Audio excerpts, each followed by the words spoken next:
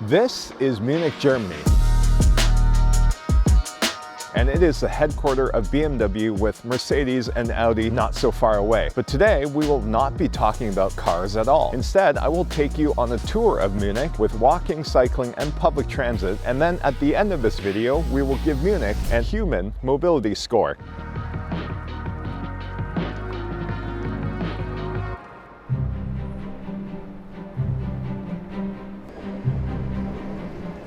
Behind me is the central train station in Munich, and there are three different types of trains. The U for U-Bahn, which is the underground subway metro system. The green S for S-Bahn, which is more of a suburban train system. And the red DB is for the longer distance and high-speed rail that connects to the rest of Germany and Europe. Munich Central Station is huge, but it is a terminal station, which means all trains can only stop here and then back out.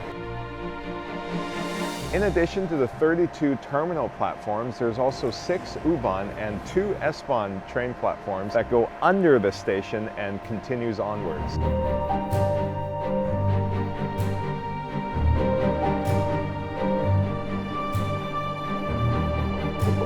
Like Rotterdam, Munich also has grassy trams, but they are sunken into the track, so the grass is not flush with the level of the rail, which means it makes it very difficult for pedestrians to get across. You have to really step over the train track when you're making your way across.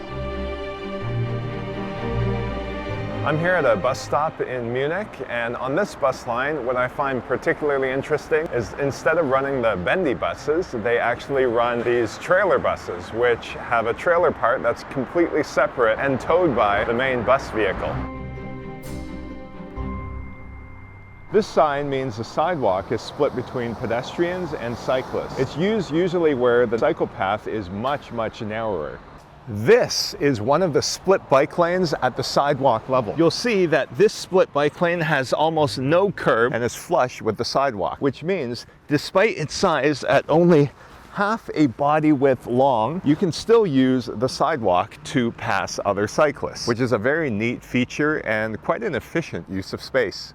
There is some bicycle wayfinding, you can see it in the pole on top of me here, but they're nowhere near as frequent as necessary, and when I'm riding my bike around or on the e-scooters, I don't really notice them, so perhaps a placement or bigger text would really help. One thing I find completely unacceptable is how tall these curb gaps are. You run over this with a scooter and you feel the bump.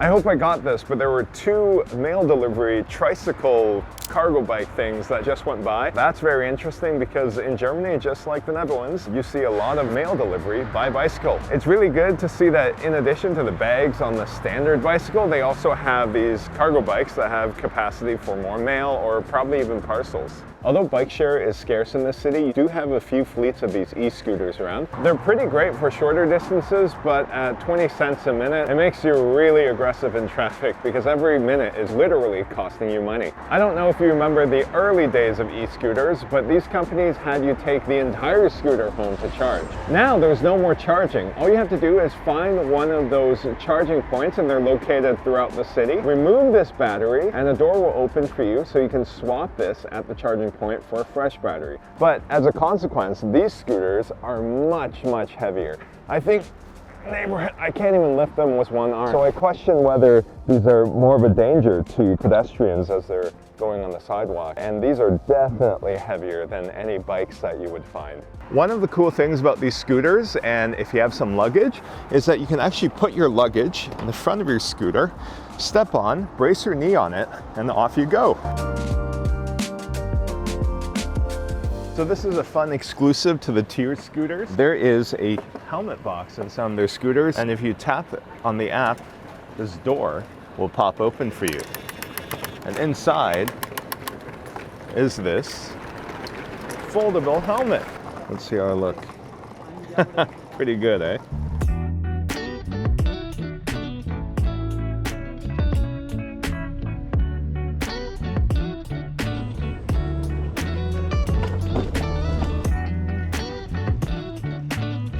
This is one of the many pedestrian bridges, or steg, as they say in German, that crisscross the river. And along with the traffic bridges, it creates a pretty good network of cycling and walking that connects both sides of the city on both sides of the river.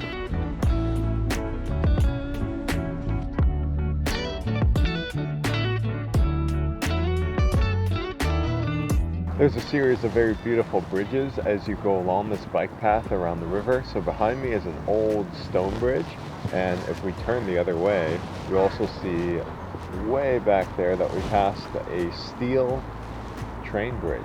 Before we go any further, I just must say that that was a really great piece of bicycle infrastructure. It's been consistent the whole way along the river.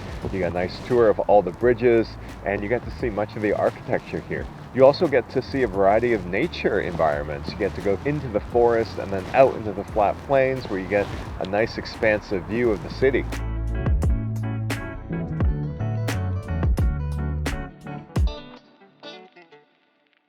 We have now arrived at the end of this tour of Munich, Germany, and now it is time to give this city a human mobility score. First, I believe the city deserves a transit score of 4 out of 5. It has a very well-connected system of S-Bahn, U-Bahn, and regional trains in addition to the tram network that makes getting around by public transit very easy. For Munich, cycling is good, but far from the best. There's a connected bicycle infrastructure network, but it's patchy in areas, especially around where there's construction. There could be a bit more attention paid to details such as curbs and transitions, and the signage and wayfinding could be improved. Overall, although I mainly traverse the city by e-scooter, I would give the city a 3 out of 5 for cycling. For bike share, there is a city-run bike share system, which I didn't get to use. The app was a bit confusing and in German, but for tourists here, there's a huge variety of e-scooters with a choice of day passes, hourly, and even monthly subscriptions. Getting around by scooter was actually a pretty good experience, but for the lack of a proper bike share option, I'm going to give this city a 3 out of 5.